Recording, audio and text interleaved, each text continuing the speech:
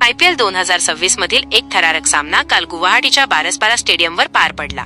पावसाच्या व्यत्ययानंतर रंगलेल्या या अटीतटीच्या लढतीत राजस्थान रॉयल्सने मुंबई इंडियन्सचा 27 धावांनी पराभव केला आहे.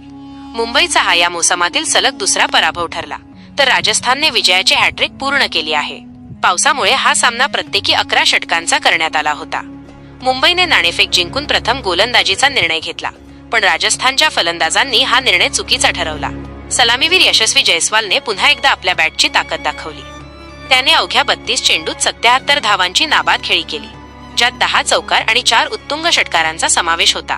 पण या सामन्याचे सर्वात मोठे आकर्षण ठरला तो म्हणजे 15 वर्षांचा युवा खेळाडू वैभव सूर्यवंशी. या नवख्या खेळाडूने चक्क जगातील सर्वोत्तम गोलंदाज जसप्रीत बुमराहला पहिल्याच षटकात 2 सिक्सर ठोकून सर्वांच्या भुवया उंचावल्या. वैभवने केवळ 14 चेंडूंत 39 धावा कुटल्या, ज्यामुळे राजस्थानने 11 षटकांत 150 धावांचा डोंगर उभा केला. 151 धावांच्या विशाल लक्ष्याचा पाठलाग करताना मुंबईची सुरुवात अतिशय निराशाजनक झाली. रोहित शर्मा 5, सूर्यकुमार यादव 6 आणि कर्णधार हार्दिक पांड्या 9 धावांवर बाद झाले. मधल्या फळीत नमन धीर आणि शेरफेन रदरफोर्ड यांनी प्रत्येकी 25 धावा करत थोडा संघर्ष केला, पण तो पुरेसा नव्हता.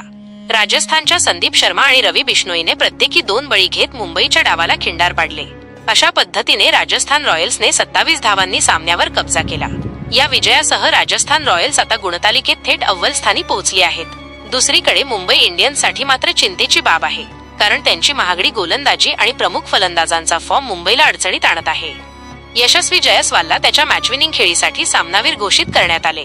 मित्रांनो, मुंबई पलटनच्या पराभवावर तसेच यशस्वी आणि वैभवच्या या धमाकेदार फलंदाजीवर तुमचे मत कमेंट करा आणि अशाच खेळाविषयी बातम्यांसाठी आपले क्रिकेट विश्व चॅनल पाहत रहा.